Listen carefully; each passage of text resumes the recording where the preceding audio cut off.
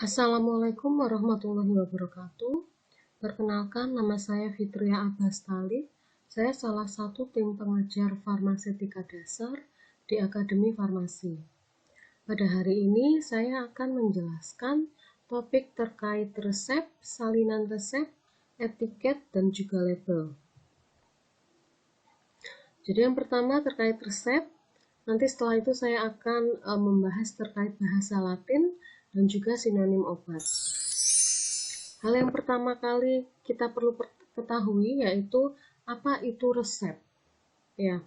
Jadi resep merupakan permintaan tertulis dari dokter yang memiliki izin atau surat izin praktik. Jadi yang dapat menuliskan resep itu dokter yang memiliki izin. Ya. Lalu setelah itu resep tersebut akan diserahkan kepada apotek. Ya, nanti di apotek dapat diserahkan kepada apoteker pengelola apotek ataupun apoteker pendamping. Ya, di apotek tersebut resep tersebut akan dilayani. Ya, nanti bisa resep tersebut bisa dari obat jadi ataupun racikan. Jadi nanti kegiatannya di sini akan memberikan obat jadi atau meracik obat dalam bentuk tertentu sesuai resep yang diminta. Ya, baik itu takaran dan jumlahnya juga sesuai. Lalu setelah itu resep tersebut akan diserahkan kepada pasien. Pasien di sini ya kepada pasien ataupun keluarga pasien, disertai informasi penggunaan obat, baik secara lisan ataupun tertulis. Jadi nanti ketika menyerahkan obat kepada pasien, maka apoteker ataupun TTK yang menyerahkan itu harus memberikan informasi penggunaan obat tersebut secara lisan. Jadi pada saat menyerahkan harus dijelaskan. Selain itu, nanti di dalam obat tersebut ya terdapat etiket. Ya, etiket di situ merupakan informasi tertulis terkait penggunaan obat. Menurut WHO, resep itu harus rasional. Ya. Jadi obat yang diminta di dalam resep itu harus sesuai dengan keperluan klinik atau diagnosa yang ditegakkan oleh dokter. Selain itu, dosisnya harus sesuai dengan kebutuhan pasien. Ya, jadi terkait dosis di sini nanti tergantung dari kebutuhan pasien. Bisa juga jika pasiennya merupakan anak-anak, maka dosisnya juga harus disesuaikan, harus ada perhitungan dosis dan lain-lain. Setelah itu, jangka waktu pemberian obat harus sesuai dengan penyakit. Ya, jadi seperti contohnya misal jika ada pasien yang terkena infeksi, maka biasanya dokter akan meresepkan antibiotik. Nah, antibiotik itu biasanya jangka waktu pemberiannya berapa lama? Ya, itu juga harus sesuai. Dan yang terakhir itu harus rasional biayanya. Ya, jadi biaya yang paling terjangkau oleh pasien. Jadi memang kita melayani resep itu ya kita memilihkan obat yang sesuai yang diminta oleh dokter, tetapi kita juga harus mempertimbangkan dari segi pasiennya. Ya, salah satunya itu terkait dengan biaya. Untuk screening farmakologis, di sini kita akan membahas kriteria penulisan dari resep, ya. Jadi, bagaimana kriteria penulisan resep? Yang pertama itu harus aman.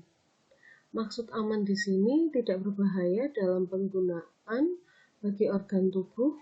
Selain itu, harus waspada terhadap efek samping dan kontraindikasi. Lalu yang kedua, resep tersebut harus rasional. Tadi sudah saya jelaskan ya, yaitu sesuai dengan keperluan klinik, sesuai dosis dengan kebutuhan pasien, diberikan dalam jangka waktu yang sesuai dengan penyakitnya, dan dengan biaya yang termurah menurut pasien. Nah, beberapa sifat rasional ini akan menjadi tepat. Ya, jadi jika kita memenuhi sifat rasional akan menjadi tepat apa? Tepat indikasi. Ya, jadi obat itu diberikan sesuai dengan indikasinya. Selain itu tepat obat. Jadi obatnya tepat yang diberikan, tepat pasien ya, tepat dosis dan perhitungan, serta tepat interval waktu dan lama pemberian obat.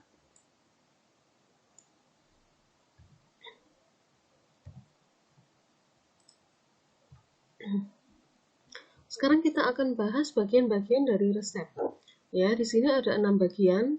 Yang pertama ada inskripsio. Ya, inskripsio itu di bagian atas ya, di mana terdapat nama dokter, penulis resep, nomor SIP dokter tersebut, alamat, telepon, HP, kota atau tempat, dan ada tanggal menulis resep.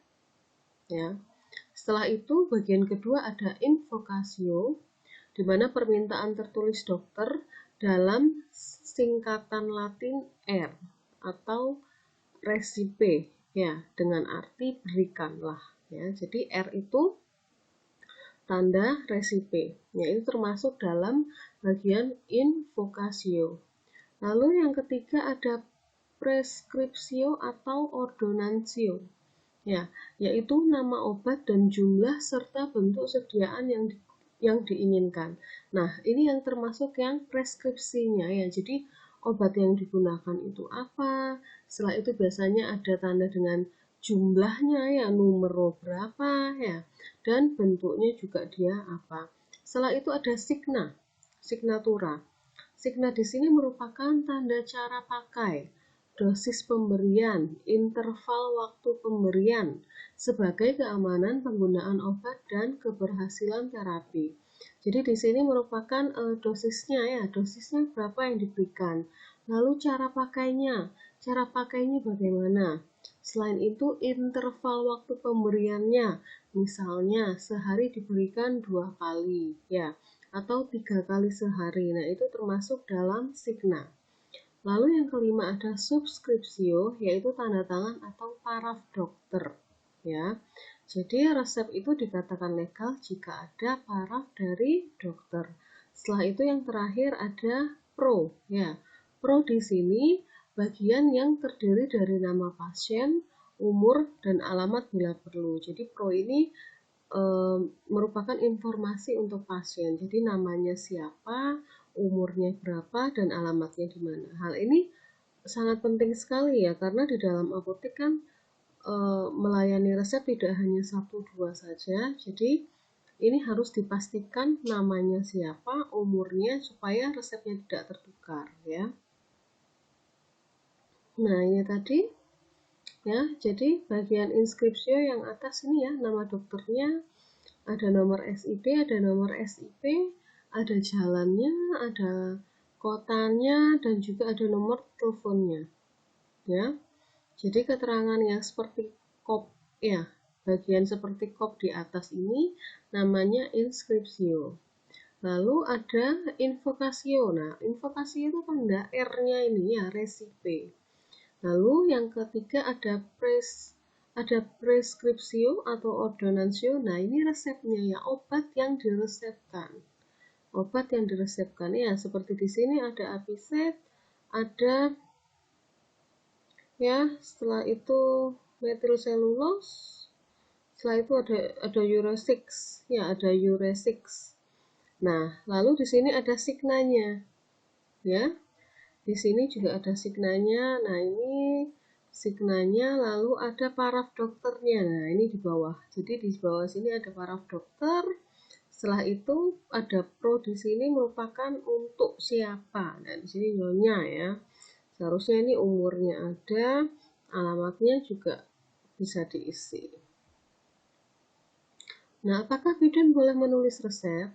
Menurut Kemenkes nomor 900 tahun 2000 ya, terkait registrasi dan praktek bidan boleh menuliskan permintaan kepada apoteker tentang kebutuhan obat tertentu untuk pasien. Ya, jadi bidan boleh menuliskan permintaan ya.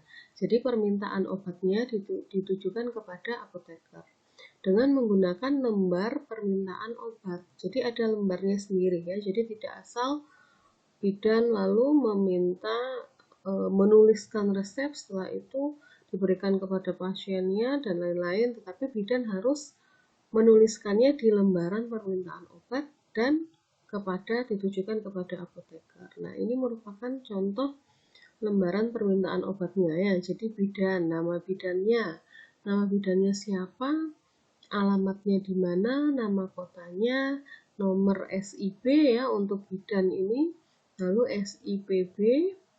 Nah, di sini ada tanggalnya yang bertanda tangan di bawah ini bidan siapa dalam rangka pemberian pelayanan kebidanan, mohon apoteker untuk memberikan kepada siapa ya, umurnya berapa, nah obat-obatannya sebagai ini. Jadi ini lembar permintaan obat ya.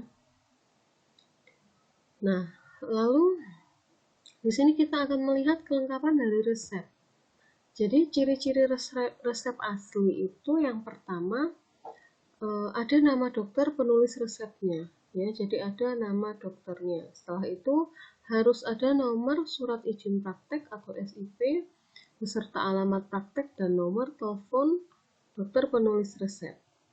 Lalu yang ketiga ada tempat dan tanggalnya ditulis resep ya, biasanya harus ada tanggal. Lalu yang keempat ada nama obat, cara membuatnya ya, lalu ada signa atau aturan pakai. Yang kelima ada paraf atau tanda tangan dokter. Lalu yang keenam ada nama, umur, dan alamat pasien. Nah, ini ketentuan resep yang pertama. Resep harus ditulis dengan jelas dan lengkap ya.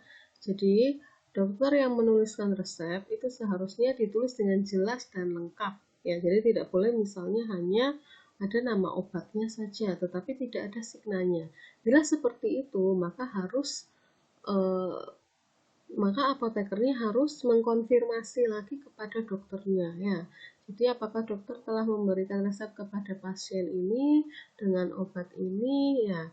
Nah, ditanyakan signanya bagaimana ya. Apabila resep tidak dapat dibaca atau jelas atau tidak lengkap, asisten apoteker wajib menyarankan apoteker untuk menanyakan kepada penulis resep. Ya, ini tadi di sini ya. Jadi nanti asisten apotekernya TTK bisa menyarankan apotekernya. Jadi nanti yang bertanya bisa apotekernya bertanya kepada dokter ya. Apabila dokter penulis resep tetap pada pendiriannya, tanggung jawab sepenuhnya dipikul oleh dokter yang bersangkutan ya. Jadi misalnya apotekernya sudah telepon tetapi dokternya tetap pada pendiriannya, maka tanggung jawabnya sepenuhnya dipikul oleh dokter dan dokter wajib menyatakannya secara tertulis atau membubuhkan tanda tangan yang lazim di atas resep. Jadi tetapi ya itu tadi harus memberikan tanda tangan ya, jadi tanda tangan secara resmi. Setelah itu ketentuan yang kedua, resep dokter hewan hanya ditujukan untuk penggunaan pada hewan. Jadi nanti kalau misalnya Anda mendapatkan resep dari dokter hewan, yaitu hanya digunakan untuk hewan ya, tidak boleh resep dokter hewan digunakan pasiennya tujuannya manusia ya. Setelah itu dokter gigi diberi izin untuk menulis segala macam obat dengan cara parenteral atau injeksi atau cara-cara pemakaian lain khusus untuk mengobati penyakit gigi dan mulut ya.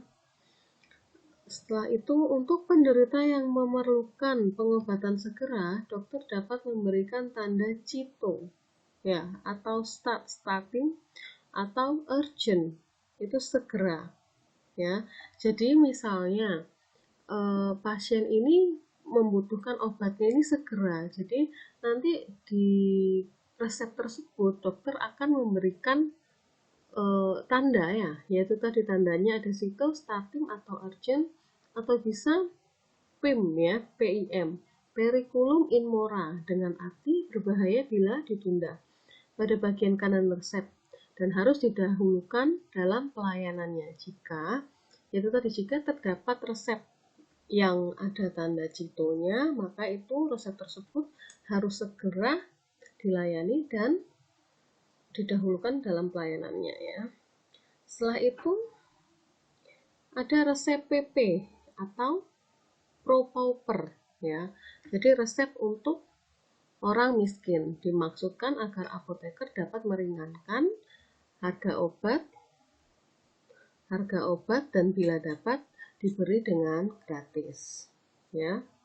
Setelah itu pada resep asli yang diberi tanda NI atau ne iteratur itu artinya resep tersebut tidak boleh diulang ya. Maka apotek tidak boleh mengulang penyerahan obat atas resep yang sama. Jadi resep tersebut hanya boleh dilayani sekali saja. Jadi pasien tersebut memberikan resepnya kepada apoteker ya ke apotek tersebut. Setelah itu nanti bisa dibuatkan kopi resep, tetapi kopi resep tersebut tidak dapat digunakan untuk mengulang resep yang dari dokter tersebut ya. Nanti di sini akan saya bahas ya terkait tanda-tandanya ya, seperti tanda yang Cito tadi, ada resep PP juga, dan juga ada tanda NI. Yang ketiga, resep yang mengandung narkotika ya, itu tidak boleh ada iterasi atau ulangan. Jadi resep yang mengandung narkotik tidak boleh diulang ya.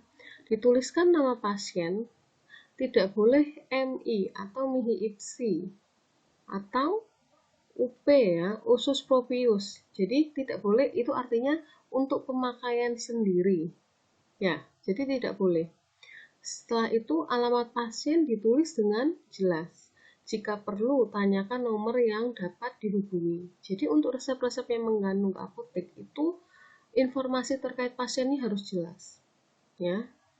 Setelah itu aturan signa ya ditulis juga dengan jelas. Tidak boleh SUC atau signa usus cognitus. Sudah tahu aturan pakai. Nah, itu tidak boleh ya.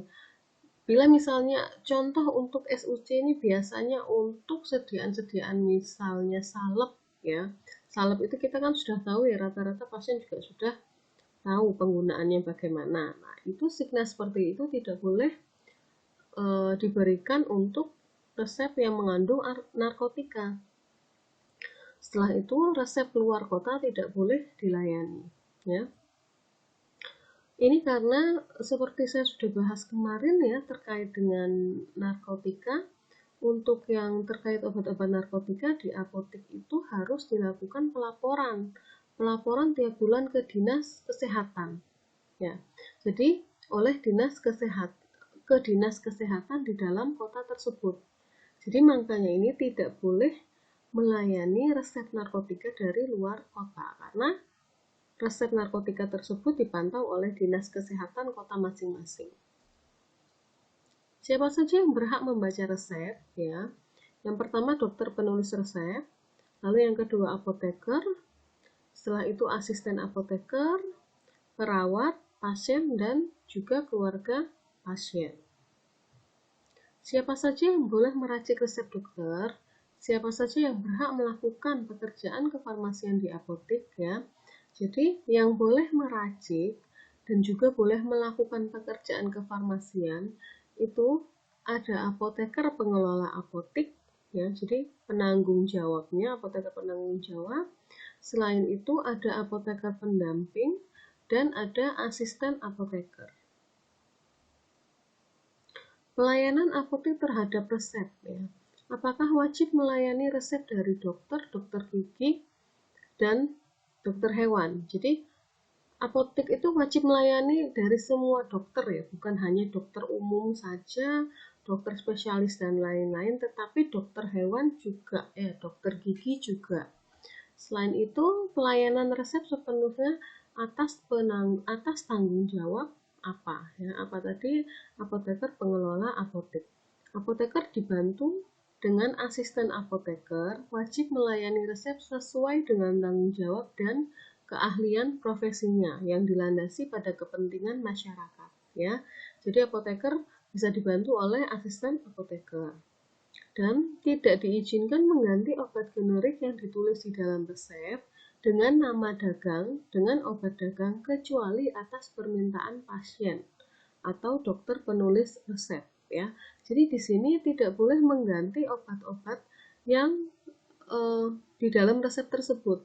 Ya, misalnya, dokternya meresepkan obat A, lalu Anda dengan seenaknya saja mengganti menjadi obat B. Nah, itu tidak boleh. Misalnya, selain itu, misalnya setelah itu diganti obat generik. Ya, itu tidak boleh. Ya, kecuali atas permintaan pasien. Ya, jadi misalnya obat tersebut itu harganya mahal, ya. Lalu pasiennya juga merasa keberatan. Dan bila pasiennya meminta obat tersebut diganti dengan obat generiknya, itu nanti bisa bisa dikonfirmasikan ke dokter, ya, diizinkan dulu ke dokter, setelah itu nanti bisa diganti. Lalu pelayanan apotek. Apotek dapat melakukan pembuatan, pengubah bentuk, peracikan obat, dan bahan obat untuk pelayanan resep dokter, dokter gigi, dan dokter hewan. Jadi di sini dapat melakukan pembuatan. Ya. Jadi bisa pembuatan obat. Ya. Jadi misalnya pembuatan ini seperti memang meracik sediaan, ya.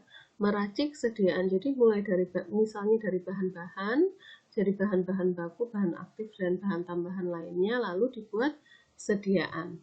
Contohnya seperti pembuatan salep, ya. Jadi pembuatan salepnya itu kan terdiri dari beberapa bahan, ya. Lalu setelah itu ada bahan aktifnya dan dibuat menjadi sediaan salep. Selain itu pengubahan bentuk, ya, pengubahan bentuk dan peracikan obat. Ya, jadi meracik. Pengubahan bentuk di sini contohnya seperti resep untuk anak-anak. Ya, resep untuk anak-anak.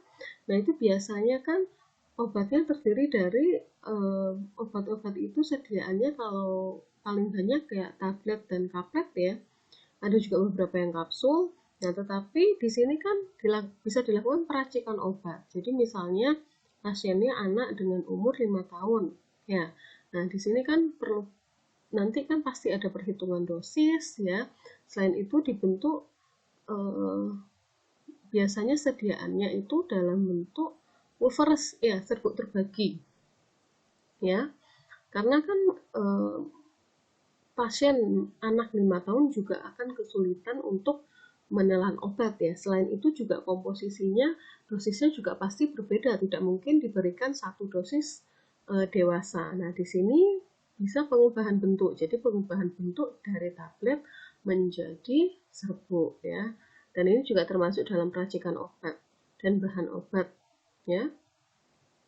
Lalu yang kedua, apotek dapat melakukan pembuatan, pengubahan bentuk, peracikan obat dan bahan obat untuk pelayanan langsung, ya, tanpa resep, khusus untuk obat bebas dan terbatas.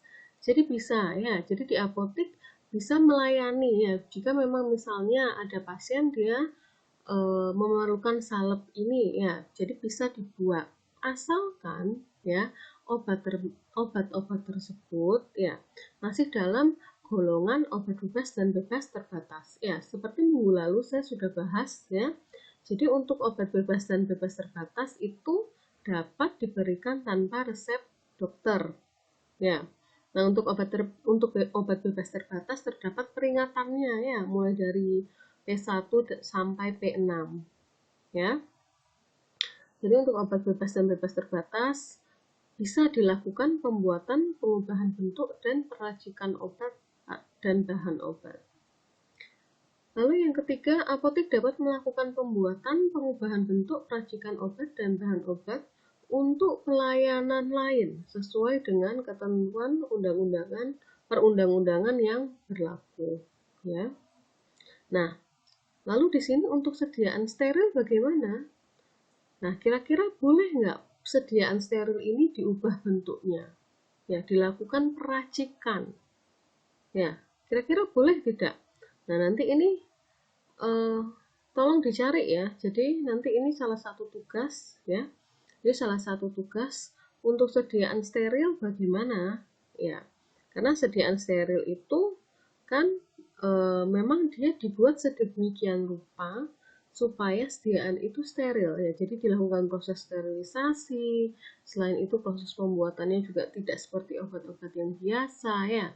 Jadi apakah boleh dia diubah bentuknya, boleh diracik dan lain-lain? Nah, coba nanti Anda cari ya. Nah, sekarang bahasa Latin dalam resep ya. Bahasa Latin dalam resep ini sangat banyak ya. Jadi nanti ada itu termasuk ada di lampiran di dalam ISO atau ada di Ars Prescribe Bendi yang jilid 1 ya. Nah, di sini sudah dikategorikan bahasa Latinnya berkaitan dengan aturan pakai, dengan takanan atau jumlah, dengan perintah pembuatan, keterangan waktu, keterangan tempat penggunaan obat, dan juga istilah bahan obat atau bentuk sediaan. Ya, mungkin kalau seperti ini Anda masih bingung ya, kita bahas satu-satu. Ya, di sini yang berkaitan dengan aturan pakai. Ya, aturan pakai ini tadi itu terkait sama signa. Ya, jadi signanya bagaimana ya. Jadi ini istilah bahasa Latinnya. Biasanya dalam bentuk singkatan ya. Yang paling kiri itu ya. Jadi ad 2 fig ya, ad 2 species. Itu artinya dalam 2 kali ya. Biasanya juga ada BID ya, bis in day. Ya, artinya 2 kali sehari ya. Nah, ini nanti Anda harus hafalkan ya. Jadi nanti ini harus dihafalkan, terutama yang sering keluar ya. Jadi yang sering keluar di resep biasanya berapa?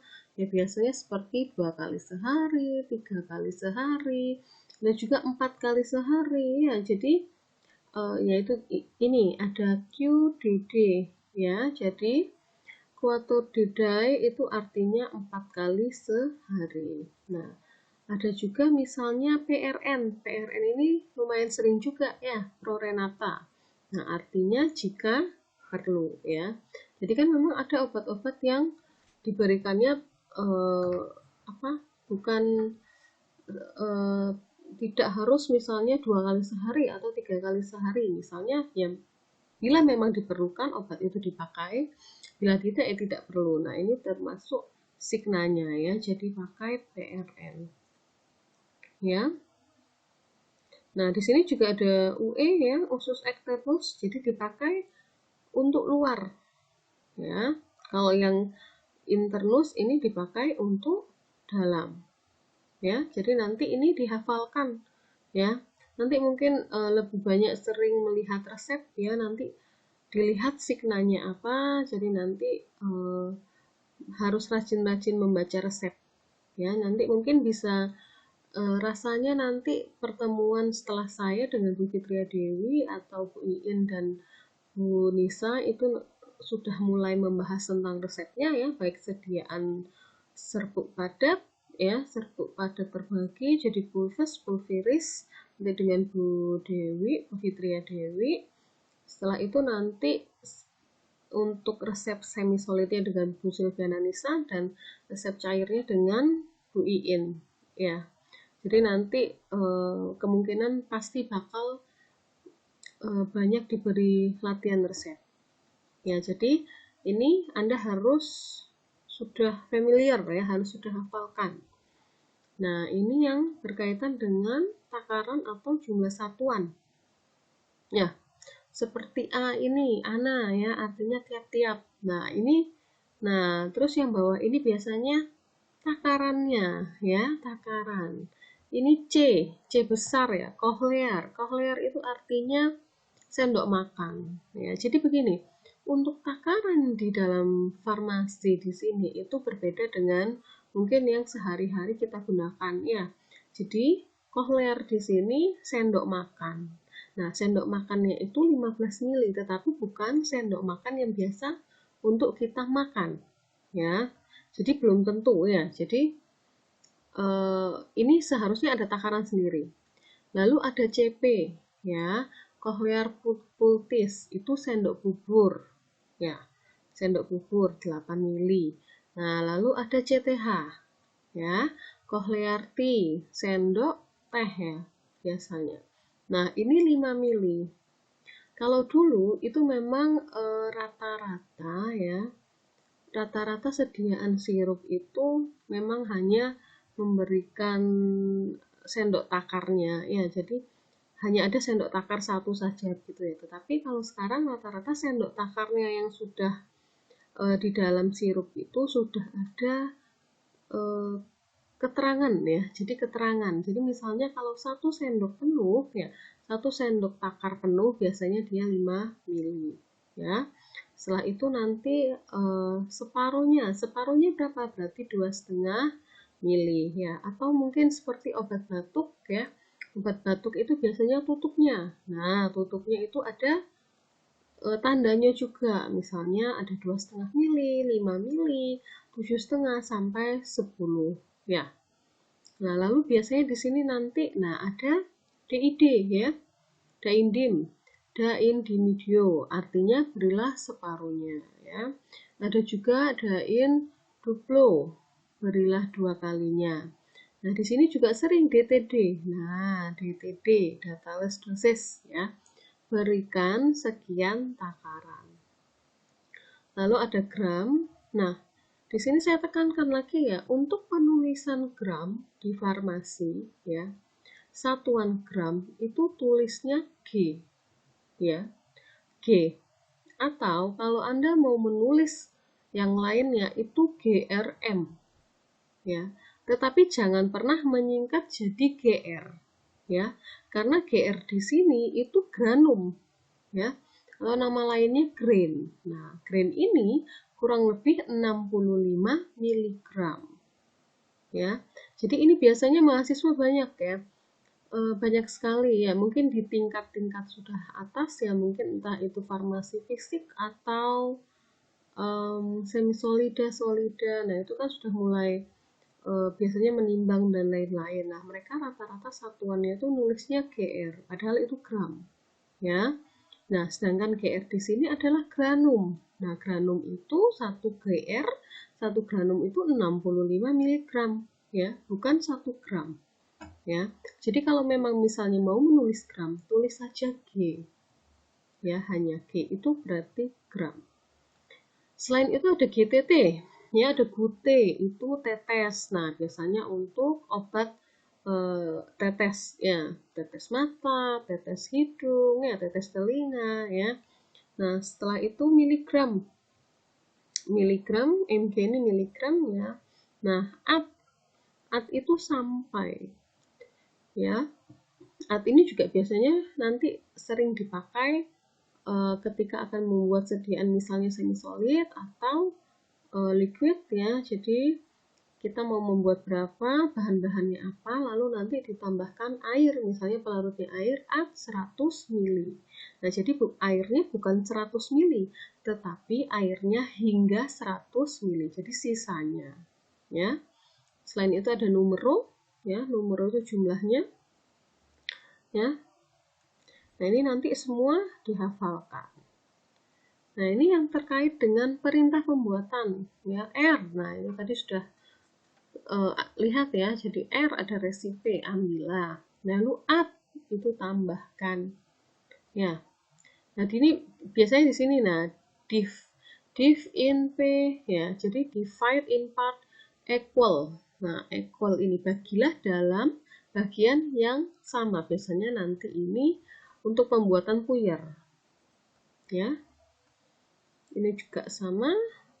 Nah, ini terkait dengan keterangan waktu. Nah, A di sini biasanya ante ya, ante itu sebelum. AC ya, ante koenam ya, sebelum makan. Atau DC durante, durante itu selagi, jadi bersama. Ya. Kalau yang setelah makan itu nanti ada PC ya, post koenam, artinya setelah makan ya. Lalu ada OH biasanya ya, omnihora, tiap jam. Ya. Nah, ini terkait dengan waktunya ya. Nah, misalnya OM, omnimane. Nah, misalnya tiap pagi itu OM ya. Kalau ada kata-kata ves, ya ini dari kata vespere artinya malam ya. Nanti ini juga dihafalkan semuanya. Ini terkait keterangan tempat penggunaan obat ya. Jadi misalnya contohnya digunakan di mana. Dexter ya, dexter itu kanan, misalnya tetes mata ataupun tetes telinga. Nah, dia di telinga sebelah kanan atau sebelah kiri ya. Nah, nanti untuk telinga, nah ini telinga contohnya auris ya. Nah, ini contohnya AD, auris dextra, berarti di telinga sebelah kanan. Jadi kalau telinga itu auris, nah kalau misalnya mata itu okulu ya. OD, oculus dexter, jadi mata kanan ya. Oculus sinister, mata kiri ya. Nah, ini terkait dengan bentuk ya, bahan obat atau bentuk sediaan ya. Jadi biasanya, nah ini ada aqua ya, aqua pun, air pun itu macam-macam ya. Ada aqua bidas sih, berarti air suling 2 kali. Ada aqua kokta ya, air direbus. Ada aqua komunis, itu air biasa ya. Nah, aqua sakara, nah ini aqua sakarata, ini air gula ya. Lalu ini sediaannya ya, biasanya nanti ada kolirium. Kolirium itu untuk cuci mata ya. Lalu ada kolutorium, nah ini untuk cuci mulut ya. Lalu ini sediaan ada emulsi ya, ada ekstra liquid ya, ekstrak cair. Nah, sekarang kita ke sinonim nama obat ya. Padanan nama resmi atau nama lain, memuat nama resmi dan padanannya dengan nama lain ya. Nama lainnya misalnya nama generik tidak resmi meliputi nama lazim, singkatan, dan nama dagang. Indeks nama lain, nama dagang memuat nama lain meliputi nama generik, nama lazim, dan singkatan dengan nama dagang ya. Nah, ini contohnya, kita langsung ke contoh aja ya supaya tidak bingung. Nah, nama resmi, nah ini biasanya yang sering digunakan ya, misalnya amoksisilin. Nah, tetapi nama lainnya ini panjang ya, ini nama kimianya ya, alfa amino para hidroksi bensil penisilin. Nah, itu merupakan nama lain dari amoksisilin ya. Lalu acetaminophen ya, ini merupakan nama lain dari paracetamol ya. Nah, ini contoh-contohnya juga. Nah, ini Anda cukup tahu ya, tetapi paling tidak ini harus dibaca semua dan Anda harus nanti kemungkinan bisa muncul saat ujian ya. Ini semua juga ya. Jadi seperti riboflavin. Riboflavin itu apa sih? Nah, riboflavin itu vitamin B12 ya. Lalu ada cyanocobalamin, vitamin B12. Untuk yang riboflavin tadi vitamin B2 ya. Lalu tocoferol ya, pasti sering mendengar ya tocoferol. Tocoferol itu nama lain dari vitamin E. Nah, ini nama lain dengan nama dagang ya. Nama dagang ini berarti dia sudah diproduksi di pabrik, setelah itu juga diberi nama dagang ya. Contohnya ampicillin ya, macam-macam ya. Ampicillin ada vicillin, itu punyanya Meiji. Ada sanpicillin, ini yang memproduksi Sanbe ya. Ada ampicillin, ini dari Dumex dan lain-lain ya. Nah, Duralgin itu punyanya Dura Pharma ya. Biasanya itu memakai nama depannya itu terkait sama pabriknya ya. Seperti ini Sohogin, berarti pabriknya Soho ya. Tapi tidak selalu seperti itu ya. Nah, ini juga sama ya. Nanti ini bisa dibaca. Nah, ini nama lain Oralit ya, Aqualit ya. Itu nama dagangnya dari industri farmasi Prava ya. Lalu paracetamol ini macam-macam ya. Ada sumagesik dari uap ya, ada Sanmol itu yang memproduksi Sanbe. Ada Pamol ya, Interbat itu Pamol. Ada Itramol dari Itrasal ya. Nah, ini macam-macam ya. Nah, ini yang penting ya, sediaan lazim dan khasiat obat. Nah, ini nanti diperhatikan ya, karena di sini ada sediaannya. Jadi kita sudah tahu ya, misalnya contohnya kodein ya, kodein fosfat. Nah, sediaannya yang ada di pasaran itu dia tabletnya berapa miligram. Nah, ini Anda harus tahu. Nah, ini bisa dilihat di ISO ya. Jadi sediaan kodein fosfat itu ada yang tablet 10 mg, ada juga yang 30 mg ya. Dan dia khasiatnya dia sebagai analgesik narkotik, bisa juga sebagai antitusif ya, biasanya untuk obat batuk. Lalu contoh yang lain ada asam asetil salisilat ya, atau aspirin. Nah, seperti nama dagangnya tadi kan aspirin ya. Sediaan lazimnya dia 100 mg dan 500 mg ya. Untuk khasiatnya analgesik non narkotik. Nah, yang analgesik ini dosisnya yang mana? Dosisnya yang 500 mg. Sedangkan tablet yang 100 mg itu biasanya dia untuk anti platelet ya. Jadi terkadang obat juga dengan dosis yang berbeda dia mempunyai fungsi yang berbeda. Ya. Jadi ini salah satu contohnya ya. Nanti ini dibaca sendiri ya. Nah, ini juga ya, nanti khasiat obatnya nanti harus tahu ya. Jadi mulai dibaca-baca, dihafalkan juga ya. Seperti contohnya pirasinamid, ini obat apa? Nah, Anda harus sudah mulai tahu ya. Jadi dia salah satunya obat anti TB, ya, TBC. Ya, doxycycline. Nah, anti bakteri, ya, antibiotik itu ya. Nah, asiklovir. Nah, asiklovir ini antivirus. Nah, ini nanti semuanya harus dibaca ya. Ini contoh yang lain ya, sediaannya ya. Jadi sediaan lazim ini sediaan yang ada di pasaran.